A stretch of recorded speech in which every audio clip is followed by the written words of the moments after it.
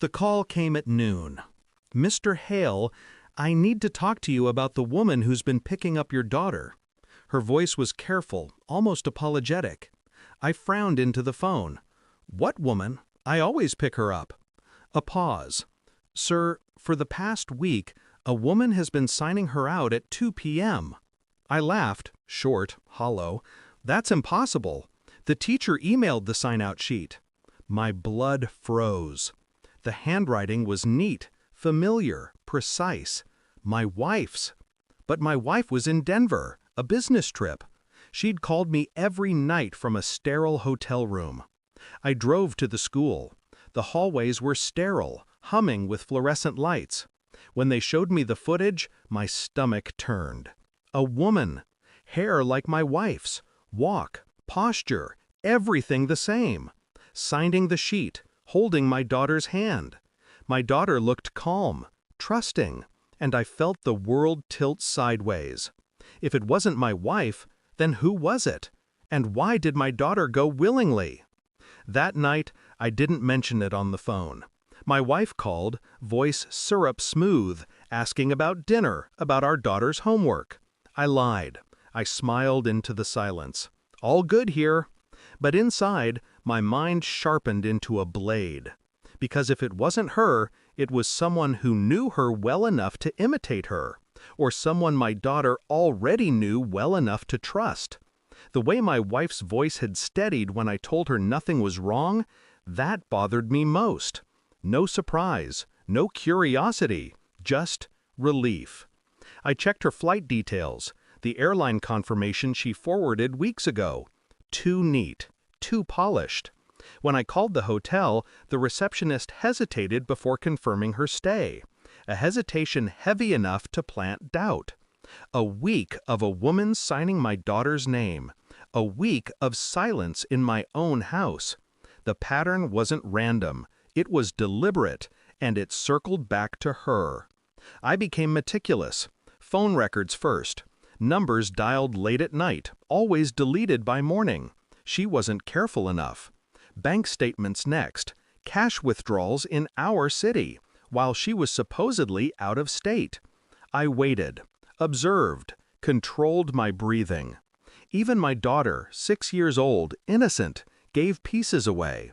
"Mommy says I get to see her special friend." The words slipped out over cereal.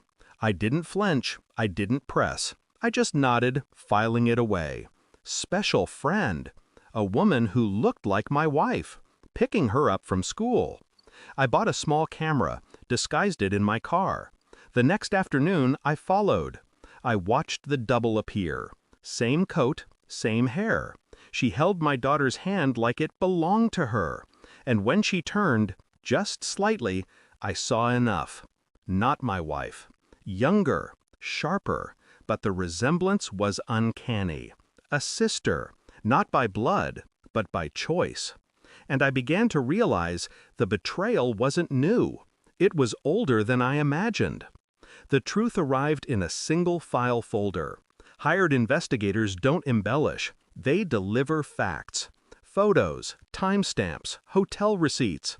My wife. Not in Denver. Not alone. With her. The woman from the footage. Arm in arm. Smiles too wide to be professional.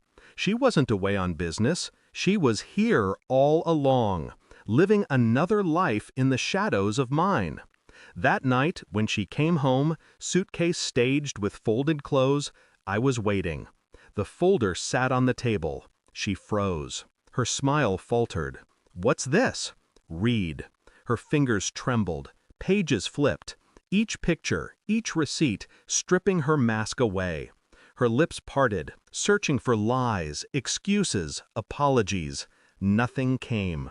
I remained still, cold, watching her unravel without raising my voice.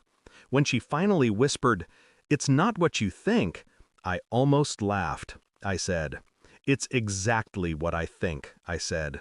I handed her the sign-out sheet, her signature. Perfectly forged, yet undeniably hers. Her eyes widened. "I never—" "Save it. She signs your name because you told her to. My daughter walks with her because you rehearsed it. You thought I wouldn't notice." She crumbled into the chair, head in her hands. Tears came fast, desperate, but they weren't for me. They were for the loss of control. "I'm not angry," I told her. "I'm finished." Her head snapped up. Panic flared. She reached for me, pleading, but I pushed a suitcase toward her. Already packed. Already waiting. I don't yell. I don't beg. I don't forgive. The silence that followed was heavier than any scream. She left before dawn. The door shut softly, as though she still believed gentleness mattered. My daughter slept upstairs, unaware of the storm that had passed over her. I stood at the window, watching the street swallow my wife. No hatred left, no grief, just clarity. I thought of the teacher's voice, hesitant but brave. The moment the footage appeared, the false wife leading my daughter away. Everything unraveled from there. Yet now, everything was aligned. Thanks for watching. Don't forget to like, share, and comment. Subscribe now to Cheating Stories Insight World for more amazing stories.